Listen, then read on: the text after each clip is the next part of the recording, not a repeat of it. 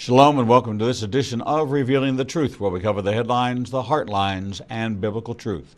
I'm your host, the Reverend Rabbi Eric Walker, and the author of the newly released book, The 7 Laws of Abundant Living, Lessons Learned from the Tree of Life. Visit our website right now, ignitinganation.com or ianbn.com. Scroll to the bottom of the page, give us your email address, and it'll give you a link and take you right to the first chapter of this book. Everybody who's read the first chapter has ordered the book. 7 lessons, 7 parts of a tree that you have never thought of before, that God has revealed 49 supernatural truths. God uses the natural to reveal the supernatural. Get a copy for yourself today. This morning we have the privilege of visiting with Nancy Anderson, author of the newly released book, revised 2nd edition, Avoiding the Greener Grass Syndrome. Nancy is an award-winning writer who is the author of Avoiding the Greener Grass Syndrome and a contributing writer to 30 other books, including 6 Chicken Soup for the Soul titles. She has been featured in national media such as the Huffington Post, the 700 Club, World Magazine, Our Daily Bread, and Family Life Today. She lives in Orange County, California with her husband of 40 years and their son, Nick. Ron and Nancy were married in 1978 at Biola University in La Mirada, California, where they were both attending college. Their marriage got off to a rocky start and went downhill quickly. They were both expecting the other person to make them happy. When that didn't happen, Nancy went in search of greener grass and almost ended her marriage. But with God's help and a lot of hard work, they reconciled and went on to build a marriage ministry that has encouraged thousands of couples. They love to speak at seminars and retreats to encourage and equip couples to grow hedges around their hearts. The Andersons have been featured in national media such as Montel Williams, the 700 Club, Family Life Today, and the Huffington Post. And now, today, she joins us here on Revealing the Truth. Nancy, welcome to the program. Thank you. I'm so happy to be with you. Nancy, you have bared your soul. Yep. You open up the book with the confession of this romantic interlude that you had. You were married. You became disenchanted with the marriage. You had an expectation. And one of the things that we have discovered on this program and in many conversations is that when a person's expectations aren't met, the whole person says, I am disappointed. It moves us into a whole different realm of dissatisfaction and disappointment. It's not a unique individualized, a desire is not met. It's I'm disappointed. Yes. And it becomes all-encompassing. Yeah. What were you experiencing at the time? You're young. You both were in college. Yes. What could you really expect? Who were your role models for what marriage was supposed to look like? Well, my parents had a good marriage. The only thing I could say they could have done better is I didn't see conflict resolution. I didn't learn those skills. They rarely, I guess they must have disagreed, but not in front of me. So I didn't see the process of having a disagreement, talking it through, yelling it through, whatever it takes, and then a resolution. So I didn't see that process. My husband's parents fought a lot, but also never came to a resolution. Ron's dad was an alcoholic, so the house was very chaotic. And my house growing up was very calm and peaceful. They used a lot of sarcasm, name-calling, profanity, which was foreign language to me. So you put these two people with completely different backgrounds together, and neither of them are really equipped. And we were very young. I was 22 when we got married. And we believed the world's lie that I deserve to be happy. And so we sat around waiting to be made happy. That didn't happen. So I started flirting with a man at work. Now, he was telling me how pretty and smart and funny and wonderful. And he noticed if I changed my hairstyle or if I wore a different nail polish, he was very attentive. My husband wasn't. not making an excuse. I'm just showing you what the setup is. Sure. So my husband is critical and controlling and calling me names, and he's a comedian, literally, I mean, really, like by trade. And so I was the brunt of his jokes, which I didn't think were funny. And the guy at work was sweet and kind and different temperament. So one day at work, we're sitting at a board meeting and his leg bumped up against mine. And instead of pulling away and saying, oh, excuse me, I left my leg there. And that was the beginning of me telling him I'm unguarded. I'm open to possibilities. If I'd have pulled away, my life would have been much better. But I didn't. Now, I have been to 5 years of Bible college. It's not that I didn't know what I was doing or that it was wrong. I just, sin is fun for a season, and that was my season. And I distanced myself from God, distanced myself from my morals and my standards, and I went astray. I'm the prodigal wife. I had every opportunity to live a great life, but I chose to go outside. So this bump became progressive then, and lunches together, lunches alone, dinners alone. You know, every decision was a step toward sin. So what was missing in the marriage wound up becoming something that you searched outside the marriage for? I'm having a little trouble with sound. Could you repeat that? What was missing in the marriage, you began searching for outside of the marriage. Exactly. I did. And this other man, he was married too. So obviously he was not a good husband.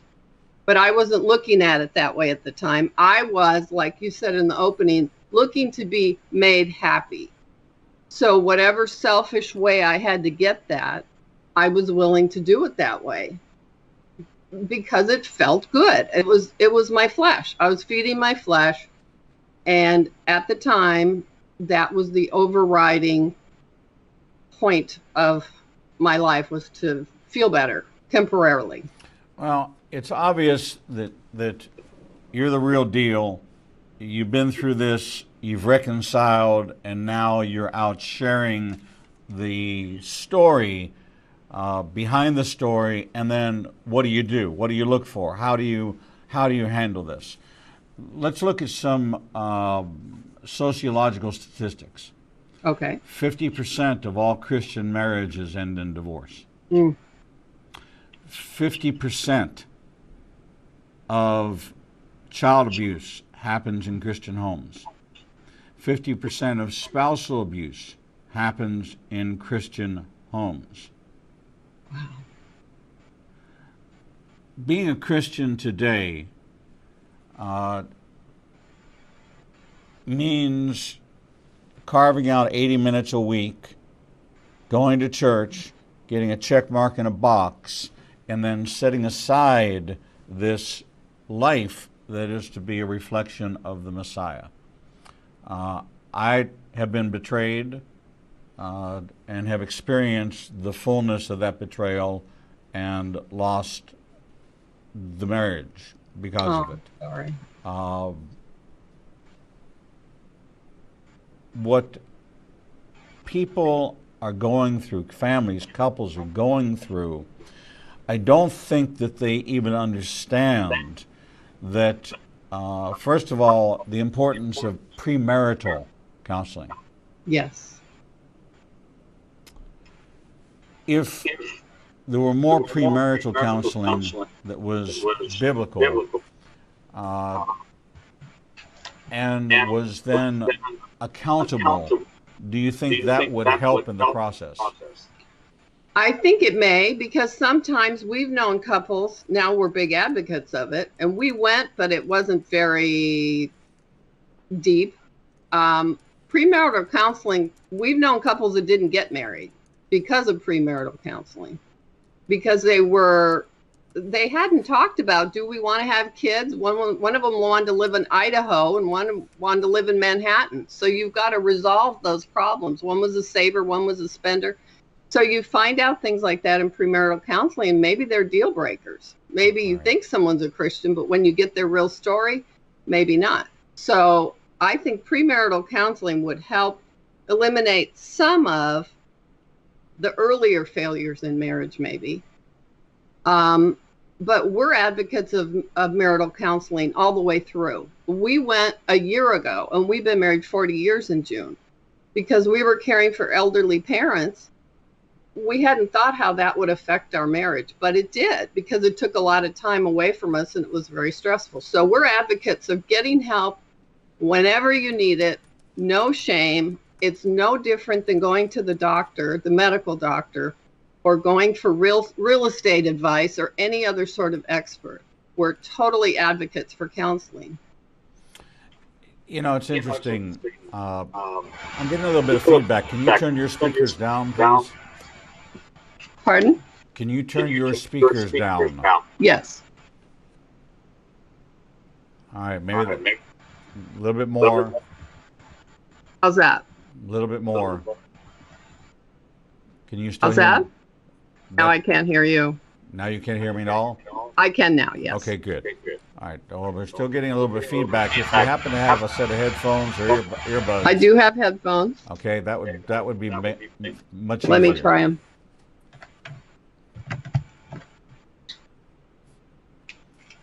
All right. While you're getting set up with the headphones. That's much better on my end. It's much better on our end as well. We're getting a clear signal. So thank you for doing that. Sure. You came to the realization that you had put this burden or this fable you bought into, this myth, if you will, that you get married because somebody is your yin to their yang, and you fit together like a glove, and where I'm weak, he's strong, and so this just makes for the perfect union, because that's why God brought us together, and we always assign it that God brought us together, that there wasn't any of that physical stuff, there were none of the endorphins, there were none of those other things going on. The grass is greener syndrome. Define that for me so that our audience can literally walk into the dressing room of their marriage and try it on and see whether or not it may fit them, and make them want to listen a little bit more carefully to what we're talking about in this next 45 minutes is going to be what to look for. Okay. How to avoid, what to do when you find out, what to do when you figure out, what to do when you're struggling. We're going to give them usable tools. This is not hypotheticals. We're going to give them practical tools to use to try to deal with this. But first they need to understand what is this grass is greener syndrome. Well, my definition of it is wanting something outside of the proper boundaries of your marriage. So wondering what if that person, or what if that thing, whatever it is outside the marriage, it started with Eve. She had access to every tree and every fruit except one. And what did she want? The one she couldn't have. So it's not a new concept. But I think it's worse in these times of instant gratification and easy access to lots of other people. I mean, even 50 years ago, you lived in a small town and you knew maybe 50 or 60 people. Now you know thousands of people, especially if you're online. So I think it starts with the wondering, in other words, the mind, oh, I wonder if, and then it begins with the wandering, which is the action that moves you out of your head and into your behavior. And for me, that's what I started in my mind, and then it went into my body and my behavior and my I began to modify my own moral standards to fit my emotions, and that's dangerous territory. Did you begin to compare Ron Ah, to this other individual? yes, and that I think is part of it too. Usually, um, this saying, "I have this, but I want that." And the comparing the two. And like I said, he probably wasn't being a very good husband to his wife. Well, not no, probably he wasn't, but he was fishing for me. And when you fish, you have bait. So he was, and he wasn't a predator. I mean, he wasn't an evil guy. He was just, he had the greener grass syndrome too. And so did I. And I was fishing for him. So we caught each other. But instead of putting those blocks up each time, I gave myself the green light, and I should have given myself the red light. So the greener grass syndrome is simply wanting something outside of what you have that is not really going to fulfill you. So you were confronted with a classic temptation, which is normal, everyday occurrence. Mm-hmm. Temptation is part of the reality of life, is that men are visual, a pretty woman will walk by and pass by your sight. Now, a married man doesn't commit the sin when he notices this person walking by, oh, pretty lady, and goes on about his business. Right. It's when he follows her with his eyes that he then enters in to the one step over the line. Yes. And it begins so subtly, because what happens is he becomes distracted from his own marriage, his own circumstance, his own commitment, his own covenant, and he begins to play the what if. What if that? What if my wife looked like that, or what if my wife, and the what ifs. So Yes. we play these mind games, and it's interesting that the Lord's Prayer, give us this day our daily bread. Yes, we need to ask for forgiveness because we have the sin that we don't even classify as sin.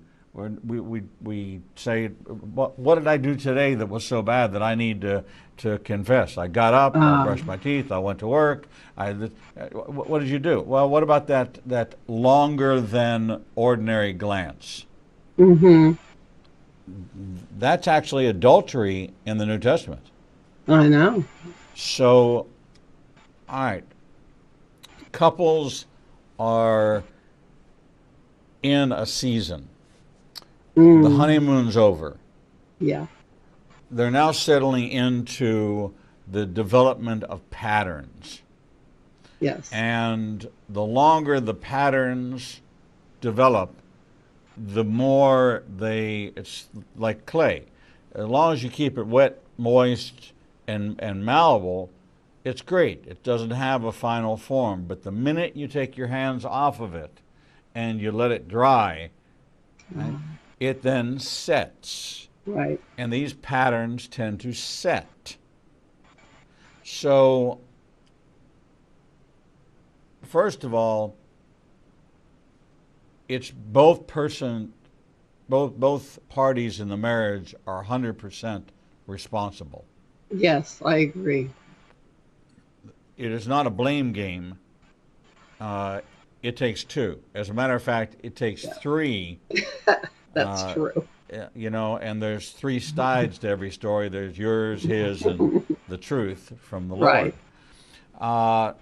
So I'm in a marriage and I'm not happy. What do I do? Where do I start? What do I start looking for?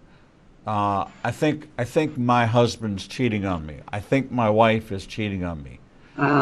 what do I look for? What are some of the tells that are out there? Because there's plenty of them. There are. And more so with the advent of internet. Used to be you had to kind of go looking for trouble. Now it comes looking for you. So you might get a message, oh, I'd like to meet you or whatever, that comes to your home. So, but there are some classic signs that your mate is doing something new that should maybe be investigated a bit. One is changes in eating and sleeping patterns. Sleeping longer, sleeping less, eating less, maybe trying to lose weight, starting to go to the gym and they haven't been interested before, especially if the wife has tried to motivate him to do that. And all of a sudden he's very motivated. Wears a different style of clothing. Maybe, they were like hanging out in sweats and tennies and all of a sudden they're dressing up. If it's a female, she's got new hair, new makeup, changes in style. Starts arguments. I did this. I would purposefully pick a fight so that I could then justify what a jerk he was. So I'd set him up to fail. He'd fail. And then I go, see, I told you so. And then I could justify he treats me so bad. But I was part of the problem of why he treated me bad.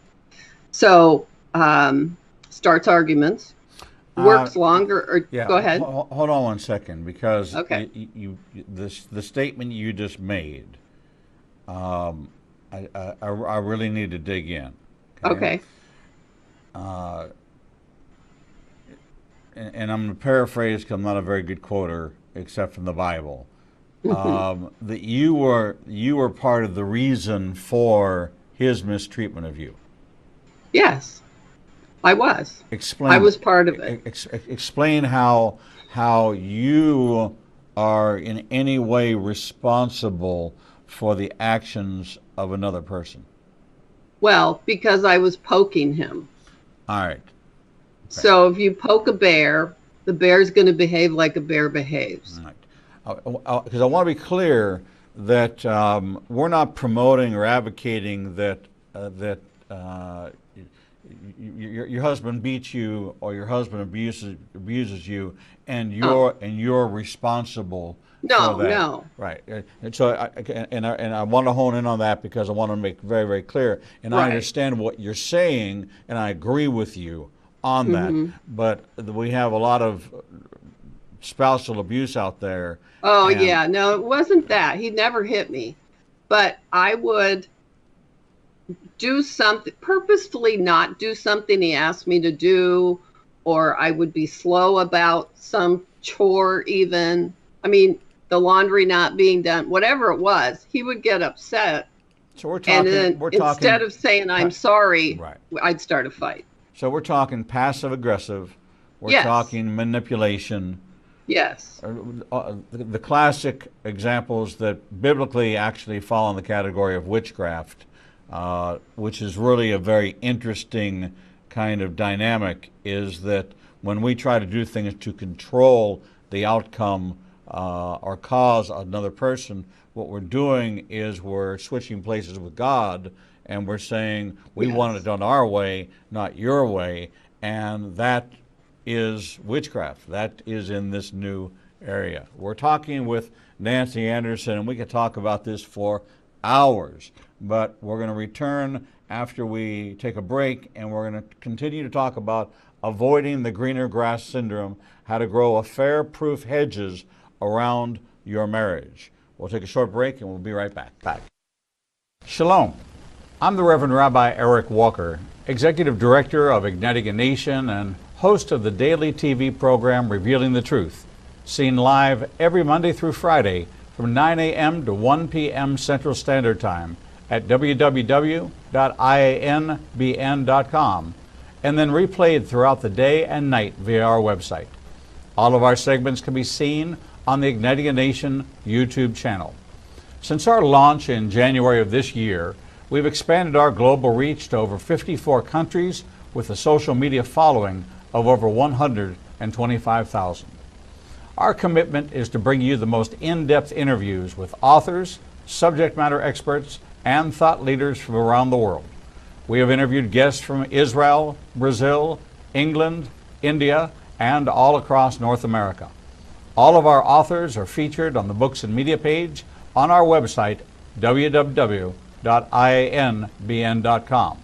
There you can find a direct link to the book you want to order, and we receive a small commission directly from Amazon. There is no cost to you for this service. In addition to our daily teachings and interviews, we make available to you the archive of all of the interviews on our YouTube, Facebook, Twitter, and Instagram channels. Our live program is available from our homepage, and there is never a charge to you for any of this access. We made the decision long ago that we would remain a commercial-free resource that would not be influenced by any pressure from any outside company.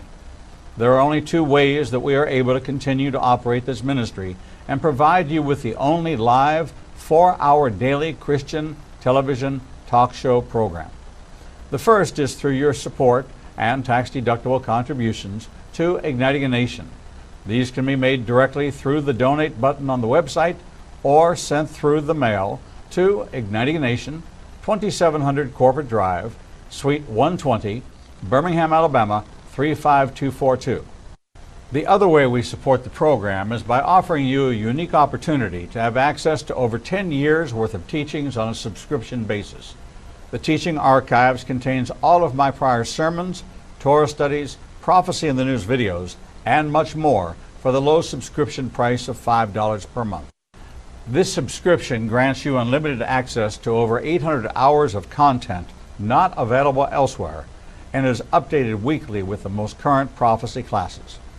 In addition to 20 hours of original TV programming each weekday, we invite you to join us live every Monday, Tuesday, and Thursday evenings for our Prophecy in the News classes.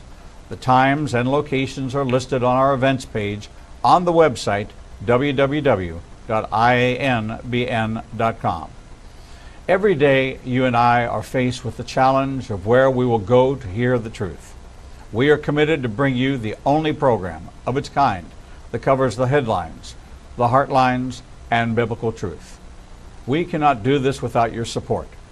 Since we launched on January 5th, 2017, we have aired over 300 individual teachings, interviews, and commentaries not available anywhere else. We are now working side by side with almost every major Christian publishing house to bring you the most in-depth feature interviews possible.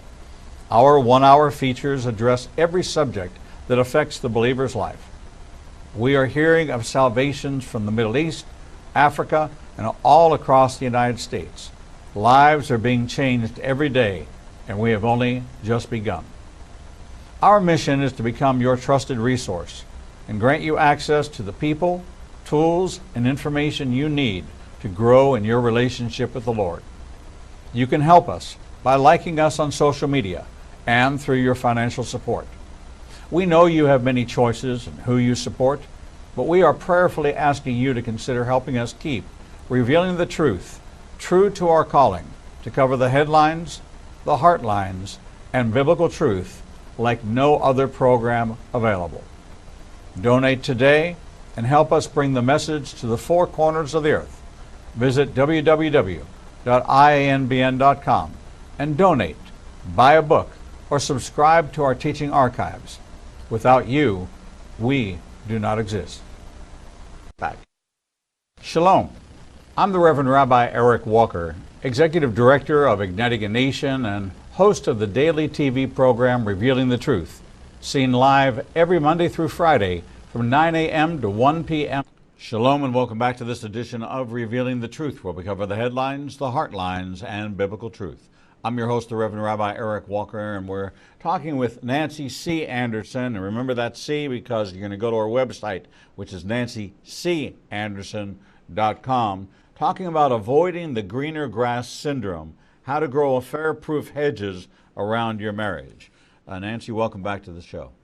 Thank you. It's exciting to be here. Well, we're very glad to have you because you've been pointing out a couple of things that are very important, and that is changes in behavior in one of or the other spouse. And, you know, a lot of times we let things slip, but we do have to be intentional in our marriages. Yes. We also have to be willing to, regardless of the ill-equipped examples or the poor examples we have of how to have conflict, how to avoid conflict resolution, all those things. There are areas which are kind of the thin ice zones, where when you step on them, you have a chance of breaking through the ice. And Yes. you actually list those in the book: name calling, Ah, yes. comparing your spouse to an ex-boyfriend or ex-girlfriend, disagreeing more than you agree, feeling unappreciated, undervalued, resentful or controlling behaviors, criticizing more than complimenting, discounting your mate's needs as silly or unimportant, hiding your true feelings, or lying about your behavior in order to avoid an argument. This is thin ice. Yes. And you have a couple of recommendations for what to do. And this really is, it really doesn't matter. It really is never too late to save a marriage, a failing marriage, if you're first willing to do a couple of things. In order of importance in your mind, if you were to say, Rabbi Eric, if I could give three things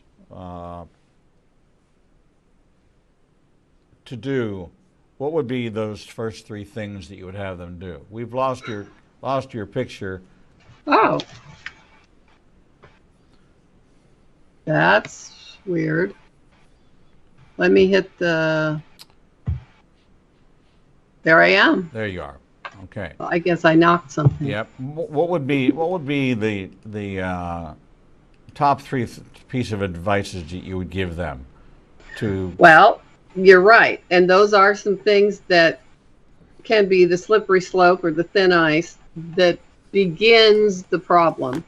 The thing to fix it, first of all, is admit that your marriage is in trouble, which you'd be surprised at how many people don't want to admit that. Their pride, they don't want anyone to examine anything. So just admitting this is not going well, first to your spouse, and then maybe to a counselor, certainly to God. And that brings us to the second one, is really to seek God in this and to say, create in me a clean heart, oh God. I obviously can't change anything my spouse does, but examine me, see if there be any wicked way in me, and lead me in your path. And that's what I didn't do, but that's what I recommend people who are coming to us who are just kind of on the little shaky ground part. It hasn't fully fallen apart. So admit that your marriage is in trouble, ask divine direction, seek biblical counseling if necessary, and then begin to change your own behavior. Like I said, you can't control them. Change your own behavior? Yes. Nancy. Radical? Look, shocking. I'm unhappy because this person are doing these things, and you want me to start with me? That I should examine myself, and that if there's to be change, let it begin with me? Yes. I know. It's not what the world is teaching, certainly. It's trade partners. Statistically, divorce goes up with each remarriage, not down like you would think. If it was just the partner, you'd switch partners and you'd never have any more problems, right? Theoretically. Right. But it doesn't work that way. I did that in a joking manner, but our prayer every day should be, Lord, especially in a marriage, Lord, let me see my spouse today the way you see them. Yeah. Lord, I've taken you out of the equation. Let me put you first before my wife or before my husband, so that I might be equipped to be able to deal with this situation. Mm-hmm. Lord, let me confess my part in this and ask for forgiveness. Right. And help me break. Because the whole message that Jesus came with was he came to bind up the brokenhearted and set the captives free. We never finished that statement. Free from what? What are we captive to? What? Yes, these people who are in these greener grass marriages, greener grass syndrome, are brokenhearted. Yes. You wouldn't be looking outside your marriage if your heart That's was true. whole. So Jesus is the answer because he came to bind up that broken heart and set the captive to sin, captive to thinking, captive to acting upon, captive to all these things. Now, I've heard the statement many times, people who cannot forgive have forgotten what they have been forgiven of. Exactly. And one of the keys that you talk about in your book is forgiveness. There are a miracle. There are three players in this that we have to forgive. Two are obvious. One is not obvious at all. We have to forgive our spouse. Yeah. We have to forgive ourselves. And oddly enough, we have to forgive God.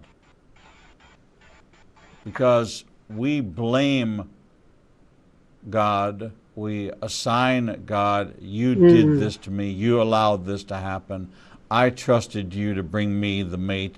My parents told me they prayed for, since the day I was born, the day I was conceived, they prayed for a husband, and this is the one you brought me. All right? And you know what? I've been blaming you. I need to ask for forgiveness, but I need to let you know that I don't blame you anymore. You know, basically, I'm forgiving God. It sounds kind of unusual, but certainly part of the process. I've heard it recommended, and want to know your position about this, is that people like yourself that have had now 40 years of a successful marriage should be actively mentoring the generations before. The couples that have been married 50 years, 60 years should be, their role in the church, and the role the church should play is to take young couples and pair them up with mentors, to actively find ministry opportunities so that there is somebody. You don't have to always go and pay the $100 an hour to the professional counselor. If you have a trusted mentoring, the husband has a male counterpart he can talk to. The wife has a female counterpart she can talk to. They can get together as couples and do it over a meal out, an evening out. It doesn't have to be a formal couch-to-couch face setting. No, that's wonderful. And we do that now so much. And we had mentors as we were trying to figure it out that weren't professionals. They were just in a pretty good marriage. You know, pretty good is good in marriage because it's difficult for any two people to meld together. But people have more success than others, and people are willing to be vulnerable. A mentor has to say, we don't have it all figured out, but we have it. It's better than it was, and we can help you, show you how ours got better, and yours can too. So your book is a two-part book. Yes. First of all, how to avoid the greener grass syndrome. And you may be in it, so how to recognize that you're in it. Right. Then, if you're not in it, how to avoid it. But then you also take it to the next step, and in this last 12 minutes we have or so of this segment, I want to talk about how do you grow affair-proof hedges around your marriage. Okay. what are some of those steps? Well, the hedges in the concept is that they're boundaries, guidelines, whatever you want to call them. They're not exactly rules, but they're things that you have established with you and your spouse that you will and won't do. And we didn't have any of those when I went outside my marriage. I didn't know what are our standards for workplace relationships. What's our standard for business travel? What's our standard? Do we share passwords on a phone? We hadn't talked. There were no cell phones then, but now there are. So we hadn't talked about any of that. So the hedges spell out the word hedges, and I'll run through them real quick there. Hearing, encouraging, dating, guarding, educating, and then satisfying. So that spells the word hedges out. And then each hedge, each of those words, has a lot of tips within that. I think the most important one is the guarding, because it keeps the good things in and the bad things out, and it sets your standard. Like you were saying, the first glance isn't the problem. It's the lingering that's the problem. So how do we prevent that wondering from wandering? So that's what the guarding hedge is about. But I'll be happy to talk about any you'd like. What I've noticed, and maybe it's just my personal observation, maybe you've seen this, is there are masqueraders. There are those that put on the show, and it's a pretty award-winning performance, that the public persona of the marriage and the behind the closed doors of the marriage are very, very different. Yes. And it becomes a pattern of behavior that this is the model couple, but behind closed doors, they're not even sharing the same bedroom. Behind closed doors, they're not even, they walk in the door and it's off to my own realm, my own domain. Mm-hmm. What words of encouragement, advice, or counsel do you have for a couple that is hiding behind the mask of misery? Wow. I think it's very common. I have friends that I have talked to, we've talked to them about their marriage, but their Facebook page is just full of wonderful pictures and fabulous lighting. And I mean, they are spectacular, but underneath, like you said, they're in pain. And what we try to do is help them integrate that by being more genuine about it, by admitting to other people, maybe not everybody, they may not be ready, but maybe talking to their parents or a brother or sister or someone who can come alongside them and break down that facade, because the marriage will end at some point, because they're not even friends. I think friendship is the glue that holds you together. The feelings come and go, the butterflies in your stomach kind of, I'm so in love, that comes and goes throughout the marriage. But I think the friendship and the relationship with the Lord is what holds the marriage together. And if they don't have that friendship, I think that's the most important thing to cultivate, the garden analogy. Pulling the weeds, yes, but cultivating the seeds of friendship and building memories and trusting each other and liking each other. You'd be surprised how many people say, well, we love each other, but we don't really like each other. In your book, Avoiding the Greener Grass Syndrome, do you deal with the I love you, I hate you, I love you, I hate you, I love you, I hate you syndrome? Well, it's like the come here, go away, like that dichotomy. Is that what you're talking about? I did that. I don't know that I address it specifically, except to say that it's very important that the inside match the outside. And you're sending mixed messages, and then you can't expect someone to interpret something that's a jumble, that's a confusion. And hinting at things or implying something and then denying you implied it, it won't work. communication does not work that way. Is it been your in your I'm not really counseling that you do, but workshops that you do, and interactions that you do, mentoring? Do you find that people have in their arsenal of weapons that love becomes a weapon in a dysfunctional marriage? Wow. In what way? Withholding of love, using love to manipulate behavior, withholding affection. I mean, these are biblical. The message in the Bible is to the wife: your body is not your own. You should not deprive your husband.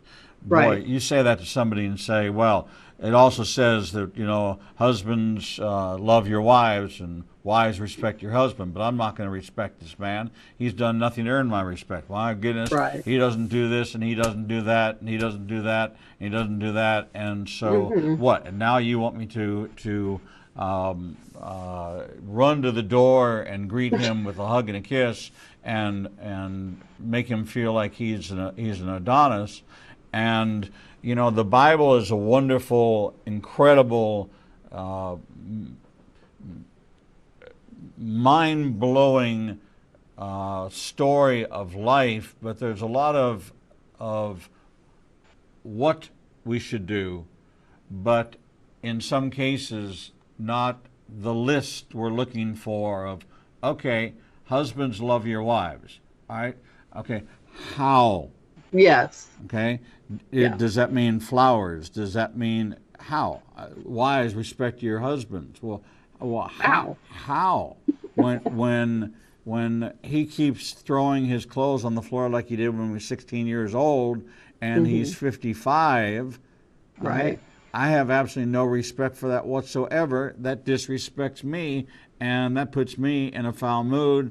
And I'm at the point now where I'm thinking I'm moving out of the bedroom and moving into another room because I'm not going to deal with it. I'm not his mother. Right. And so the dissatisfaction begins and breeds on more dissatisfaction. And the more dissatisfied you are, the further away you get. And the more you create what you start to push buttons in them because you're angry at them for not meeting your need. And that's where the satisfying chapter, which is the last chapter, that's putting all of these things into action, because you can know everything. And if you're not doing it, it's not relevant. And that's where I talk about respecting each other verbally, intellectually, and physically. Men have physical needs that most women don't have, or to the degree. I don't fully understand it, but I do believe it. And so I make every effort to meet my husband's needs in that way. And I have needs that he doesn't understand, but he believes that they're true.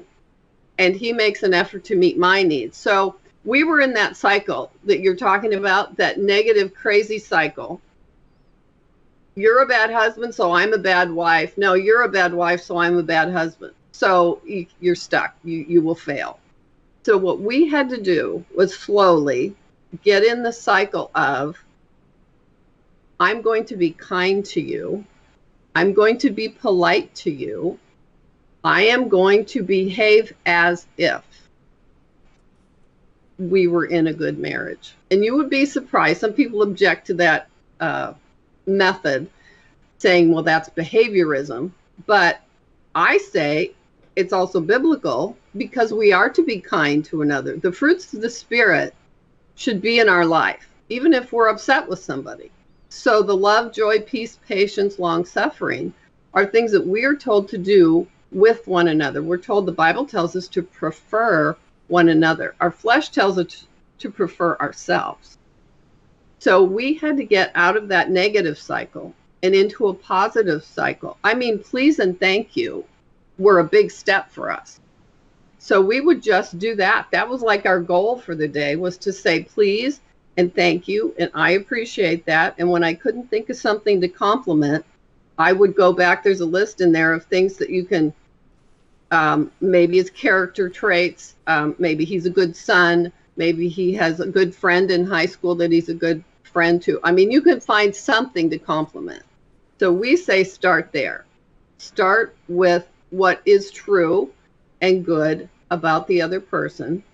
And then as you look for more, you'll find more. Just as if you look for trouble, you'll find more trouble. If you look for the good in that person, you will find more good. And then they start to respond.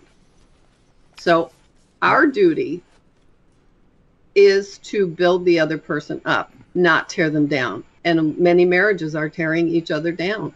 Well, it's unbiblical to begin with. It said, let no unwholesome talk come from your mouth, but only that which is for the uplifting and the encouragement of another. Esteem the other more than yourself. Right. Dr. John Trent, well-known psychologist, published all over, wrote a book called Heart Shift. And he talked about just change one thing. Oh. Small degrees, because over the course of time, being 1 or 2 degrees off takes you so far off track that Yes. you have to do some course correction. And this is exactly what you're talking about, Yes. is course correction. Right. We've got to change our behavior, all right? And even through gritted teeth. Yes. Husbands opening the car door for your wife, even through gritted teeth. But make it a point to always do it. Wives, greet your husband, speak to them when they come home from work. Hello, how was your day? Even if you don't really care. Yes. Start at a point where you begin to open up a door of dialogue, and you just might find that the grass isn't greener. It's just a leaky septic tank. All right? And it's a better. And it needs to be watered. And we talk about that. What can I water my marriage with? There you go. So find those biblical things to water your own marriage, and then you won't need the other guy's lawn. Let me encourage you all, Nancy C. Anderson at nancycanderson.com, their upcoming events, their books and media, how to book them to come in and do a conference, how to come into your church or your community and give you some tools. And get yourself a copy of this book, Avoiding the Greener Grass Syndrome, How to Grow Affair-Proof Hedges Around Your Marriage. Young couples, older couples, you may be right in the midst of it. This is a way to get out of it, to address it, to deal with it, and then work your way out of it, and then build a barrier, a hedge of protection about your marriage so that it never happens again. Nancy Anderson, thank you so much for being with us here on Revealing the Truth. Oh, thank you. It's been wonderful. God bless you. Thank you. We're going to take a short break, and when we come back, we'll bring you the next edition of Revealing the Truth.